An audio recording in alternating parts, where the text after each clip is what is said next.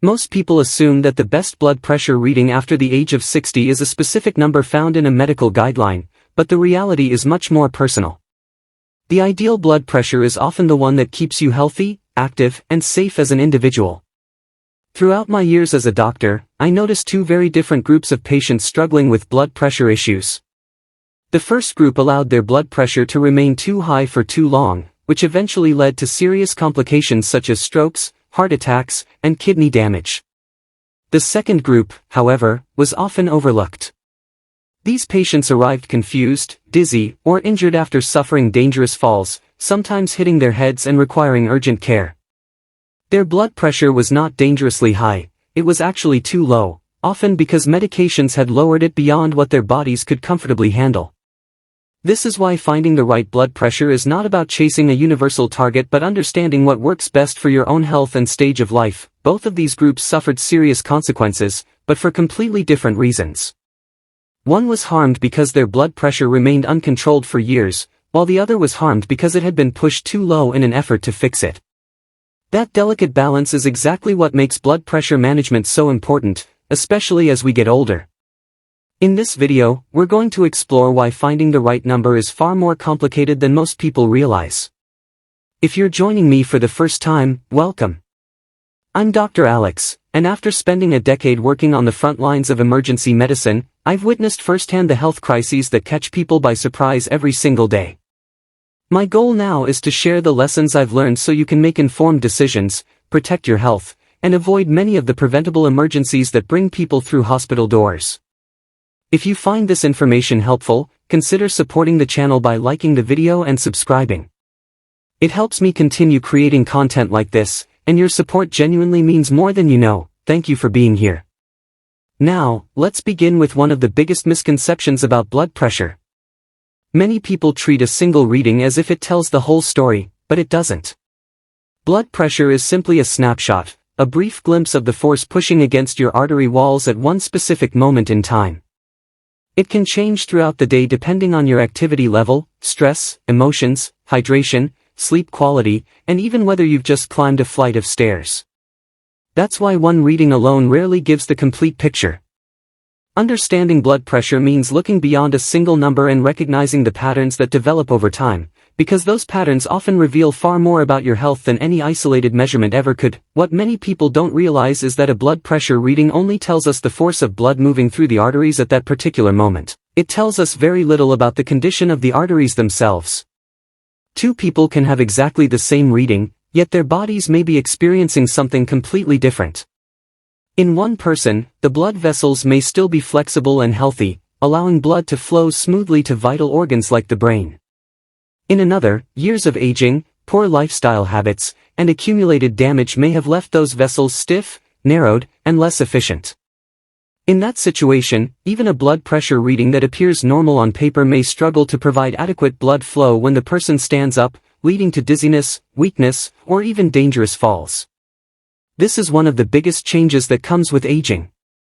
As arteries lose their natural flexibility, the body's response to blood pressure changes as well. That's why the same reading can mean something very different in a 30-year-old compared to an 80-year-old. When evaluating an older patient, the goal isn't simply to chase a target number. What matters most is understanding how that pressure affects the brain, the kidneys, overall mobility, and whether the person can safely go about their daily life without risking injury or losing their independence. Many people become focused on driving their blood pressure as low as possible, and that mindset comes from some very influential medical research.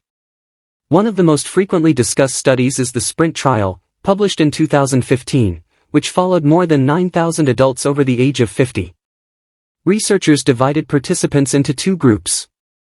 One group aimed for a systolic blood pressure below 120, while the other targeted a level below 140. The results were impressive. Those in the lower blood pressure group experienced fewer heart attacks, fewer strokes, and fewer deaths related to cardiovascular disease. At first glance, the message seems straightforward: lower blood pressure leads to better outcomes. And for many healthy adults, that conclusion is largely true. However, the details of the study are often overlooked. The trial specifically excluded people with diabetes, previous strokes, dementia, advanced kidney disease, and significant frailty. In other words, the findings mainly applied to relatively healthy and resilient older adults. It was never designed to represent someone in their mid-80s dealing with multiple health conditions and taking several medications every day.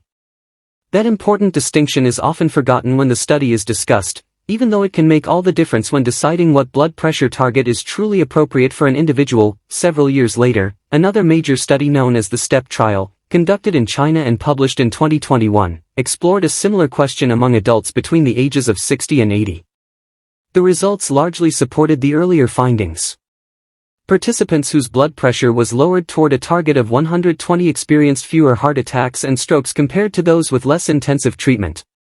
However, the benefits came with important trade-offs. The aggressively treated group also reported more episodes of dizziness, greater stress on kidney function, and a higher likelihood of feeling faint, weak, or unsteady on their feet. In other words, lowering blood pressure offered stronger protection against major cardiovascular events, but it also increased the risk of side effects that can significantly affect daily life, especially in older adults. This highlights one of the most important realities in medicine: every treatment involves balancing benefits against risks. A target that protects one person may create problems for another. The goal is not simply to achieve the lowest possible number, but to find the level that provides the greatest overall benefit while minimizing harm. That balance is at the heart of personalized medicine, and it is something I witnessed repeatedly during my years working in emergency care, where the consequences of getting that balance wrong often became impossible to ignore. This is where the real-world consequences become impossible to ignore. In emergency departments, falls are among the most common reasons older adults are brought in for urgent care. When blood pressure is lowered too aggressively, the brain is often the first organ to feel the effects because it relies on a steady supply of blood and sits at the highest point in the body, constantly working against gravity. Normally, the body adjusts when a person stands up, tightening blood vessels and maintaining blood flow to the brain. But with age, that response can become slower and less effective. If blood pressure drops below what the brain needs, symptoms such as dizziness, blurred vision, weakness, unsteadiness, or even brief blackouts can occur.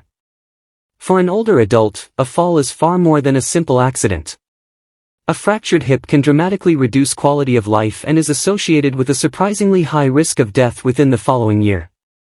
Head injuries can be even more devastating, particularly for people taking blood-thinning medications, where a seemingly minor impact may lead to life-threatening bleeding inside the skull. What makes this especially challenging is that blood vessels are not rigid pipes. They are dynamic, living structures that constantly adjust to regulate circulation and maintain blood pressure. As we age, that flexibility gradually declines. This means that pursuing an aggressive blood pressure target in the wrong patient can reduce the long-term risk of stroke while simultaneously increasing the immediate risk of falls and injuries. The greatest cost is often something clinical trials struggle to measure: independence. Once people lose confidence in their balance and mobility, they often become less active, more isolated, and physically weaker. That gradual decline can accelerate frailty and create a cycle that becomes increasingly difficult to reverse. Which naturally leads to an important question: how do we determine the right blood pressure target for each individual without causing more harm than good? The reassuring part is that your body often does give you warning signs when your blood pressure has been lowered too far. The difficulty is that many of these signals are easy to overlook or blame on aging. That's why it's important to pay attention to symptoms like significant lightheadedness when standing up, especially if you feel like you need to hold on to furniture just to stay steady. Morning dizziness, ongoing brain fog, or a level of fatigue that seems to worsen after changes in medication can all be meaningful clues. In some cases, people notice that after their doctor adjusts medications like ramipril or amlodipine, they suddenly feel more unsteady or washed out.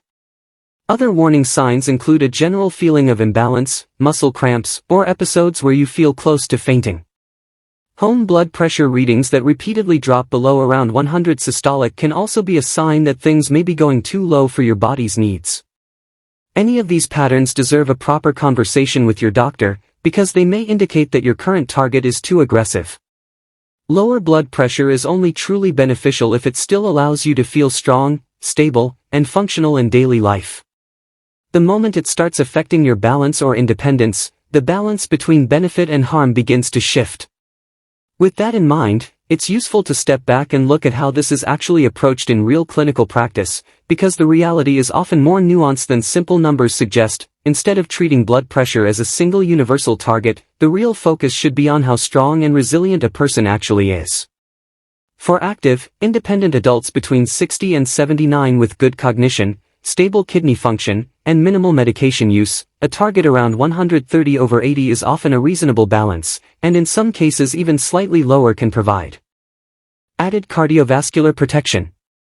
However, when the body is more complex, such as in people with multiple chronic conditions, borderline kidney function, polypharmacy, or symptoms like dizziness and instability, then pushing aggressively toward very low targets like 120 can become harmful rather than helpful, increasing the risk of falls and side effects.